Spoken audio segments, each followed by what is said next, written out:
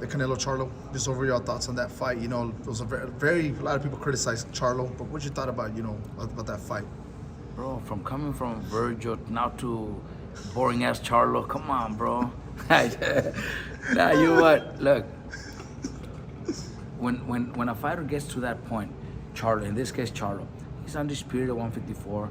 He's had great fights, very good paydays. Also, I can't say he doesn't make money, but when you get to a point where you're fighting Canelo and you're making 3, 4, 5 times more than what you've ever made, well, moving up 2 weight classes, especially from 154 to 168, it's a big jump. Mm-hmm. 2 weight classes at flyweight is 6 pounds. Yeah. 2 weight classes,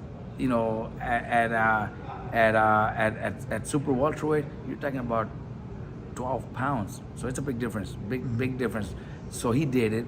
He went in there, being in training camp, thinking, I could do it.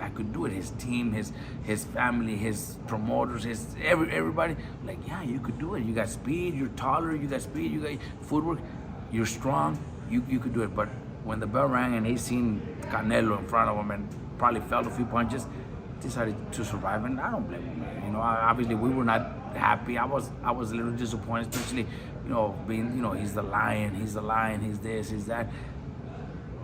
I would want him to at least try. Maybe go out, even if you get stopped or you get knocked out, go out, like a warrior. But he survived, but he's healthy. I don't blame him either. Yeah, got paid well. Now he's still champion. Come back and defend his title. So did maybe his value, maybe his approach at a next fight against somebody like Crawford make a difference? I think it will. I think it's gonna be a little bit different now. If you went out and fought and maybe get knocked out against Canelo, but at least you went out like a warrior, then that's still a very, very valuable fight. I think now it maybe not too much interest anymore. Yeah, and the only reason why I had to move from one topic to another is because I know. No, not yet. But it's because the sparring is going to take place in a little bit. I know they're going to want you in the corner, and I don't want to interfere with that. But even talking about Crawford, ideally, what do you think about that fight of him going to 154 facing Charlo, but even making that bigger fight that he wants against Canelo?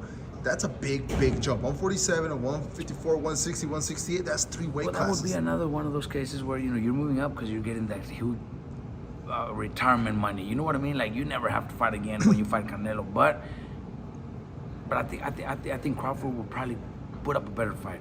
I think Crawford would at least try a little bit more. I think Crawford has that heart and that that mentality where I'm not gonna disappoint. I'm not, even if I lose, but I'm still gonna go out and he'll give Canelo a few rounds. I just think Canelo's just too big and too strong for him. But will he give us a better fight, a better performance? I think he will. What about the Charlo Crawford?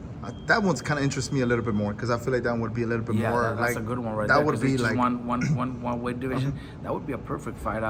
But because of Charlo's last performance, it's kind of, even Crawford said, "Now I don't even want to fight you," because just the way he fought against Canelo, kind of does hurt a little. But it's still a good sell fight. It'll sell good. It'll do good. It's a big fight. I think that's the fight that Crawford should take. And Charlo, he's a champion, so why wouldn't he?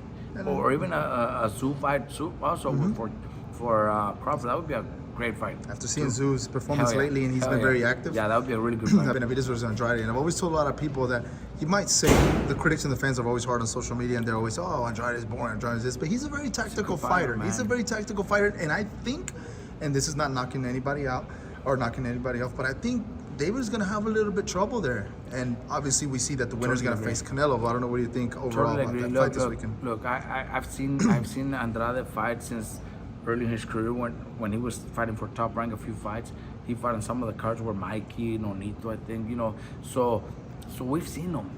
Very talented, just that for some reason the media, the fans kind of started, not liking his style, because maybe he fights boring, but he's got skills, man. He gets things done.